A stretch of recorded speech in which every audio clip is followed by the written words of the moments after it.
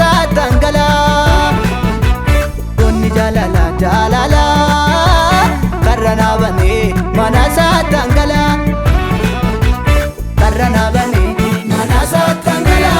Ergana bane manasa tangala Karana bane manasa tangala Ergana bane manasa tangala manasa tangala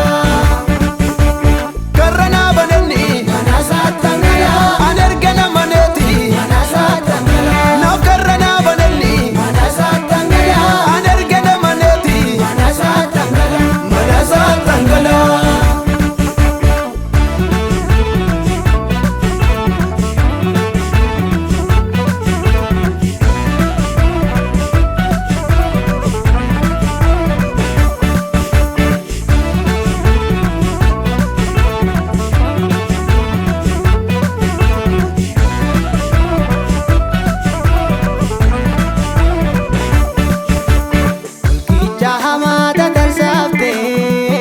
Sababte lukuko Budandu narra darbe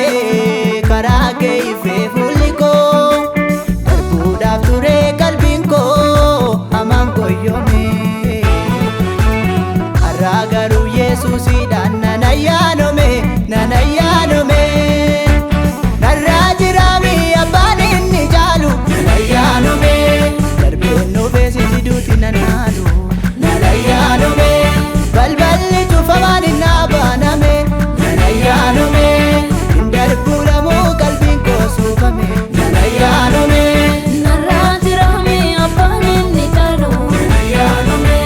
Darbenu besiduti nanalu Nanayanome Balballi cufaman isnabaname Nanayanome Indarburamu kalbin ko subame Nanayanome Nanayanome Nanayanome Nanayanome Nanayanome Nanayanome Nanayanome Nanayanome Nanayanome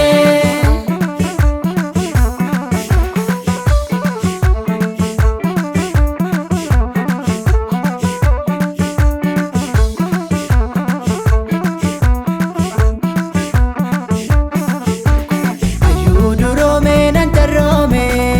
abdiin konjigu hundeessa dullome Kirara kobute wedduun isa faarsa Ebenezeri dhagaan gargaarsa Iyesuusi dhagaan gargaarsa Kiristoosi dhagaan gargaarsa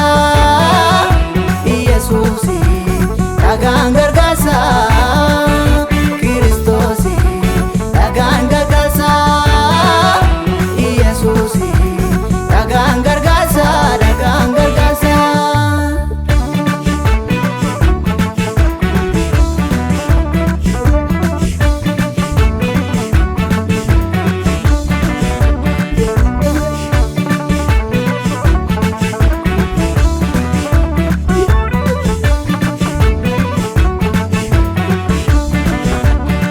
Guddicha koo eenyu dorgomaan kee kan sitti gitatu Gooticha koo galmeen kuusaa seenaa komii keen dubbatu Qulqulluu koo waaqarjaaf garraamii Sii dhugaanii sii jireenyi karaanii mootiin